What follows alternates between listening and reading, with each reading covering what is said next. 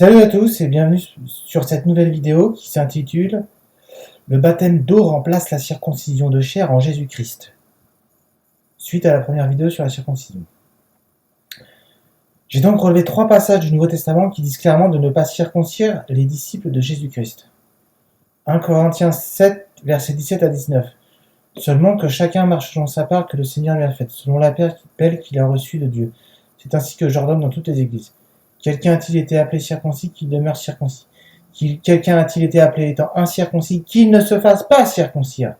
La circoncision n'est rien, l'incirconcision n'est rien, mais l'observation des commandements de Dieu est tout. Galates 2, verset 3.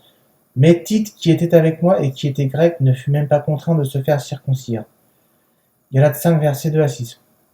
Voici moi, Paul, je vous dis que si vous vous faites circoncire, Christ ne vous servira de rien. Et je proteste encore une fois à tout homme qui se fait circoncire qu'il est tenu de pratiquer la loi tout entière. Vous êtes séparés de Christ, vous qui cherchez la justification dans la loi, vous êtes déchus de la grâce. Pour nous, c'est de la foi que nous attendons par l'Esprit l'espérance de la justice. Car en Jésus-Christ, ni la circoncision ni l'incirconcision n'a de valeur, mais la foi qui est agissante par la charité. Je vais maintenant expliquer pourquoi l'apôtre Paul dit cela. La circoncision étant un sacrifice de chair pour éviter autant que possible des péchés sexuels, ce sacrifice a été totalement porté et accompli à la croix de Jésus-Christ. Le sang versé de Jésus-Christ à la croix prend en charge tous les sacrifices pour le péché, y compris la circoncision. Ce qui est aussi dit en Éphésiens chapitre 2. Éphésiens 2, versets 11 à 16. C'est pourquoi vous, autrefois païens dans la chair, appelés incirconcis par ceux qu'on appelle circoncis et qui le sont en la chair par la main de l'homme, souvenez-vous que vous étiez en ce temps-là sans Christ, privés du droit de cité en Israël, étrangers aux alliances de la promesse, sans espérance et sans Dieu dans le monde. Mais maintenant, en Jésus-Christ, vous qui étiez jadis éloignés, vous avez été rapprochés par le sang de Christ.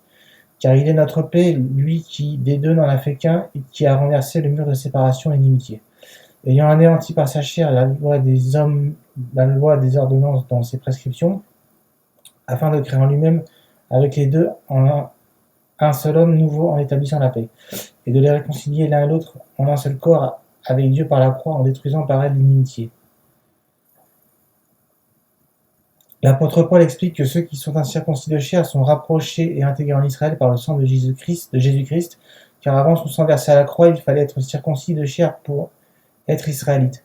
Mais grâce au sang de Jésus-Christ versé à la croix qui prend aussi en charge ce sacrifice, il est devenu inutile de circoncire la chair pour être un israélite, en adhérant à la croix de Jésus-Christ au travers du baptême d'eau. C'est donc le baptême d'eau qui vaut circoncision de chair sans avoir le prépuce coupé.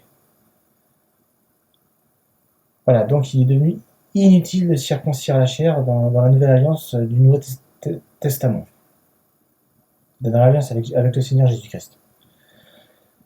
Et donc, en ce qui concerne l'accès au temple du millénium en Ézéchiel 43-44, il est donc de mon avis que soit la circoncision de chair ne concernera que les mortels d'Israël qui n'auront pas accepté le sacrifice de Jésus-Christ pour le péché, soit la circoncision de chair dans ce passage est en fait un langage prophétique pour signifier le baptême d'eau. Ce sont les seules interprétations possibles qui s'accordent avec les lettres de l'apôtre Paul. Et en ce qui concerne la circoncision de chair de Timothée par Paul, acte 16, verset 3, le passage dit assez clairement que c'est la présence des Juifs dans l'entourage de Timothée qui a poussé Paul à circoncire Timothée pour sa sécurité. Paul savait qu'il ne fallait plus faire cela, mais il a jugé que dans le cas de Timothée, ce serait un moindre mal pour lui. Voilà aussi, là, c'est la seule interprétation valable pour moi. Donc, conclusion, quand on est chrétien baptisé d'eau, il est inutile de se faire circoncire. Le baptême d'eau remplace la circoncision de chair en Jésus-Christ. Et je vous renvoie vers le lien URL de droitaaucorps.com pour comprendre à quel point la circoncision de chair est néfaste pour la santé sexuelle masculine. Voilà, j'espère que ce petit court enseignement vous aura éclairé sur l'inutilité de la circoncision de chair en Jésus-Christ. Et soyez bénis et peut-être à bientôt. Salut!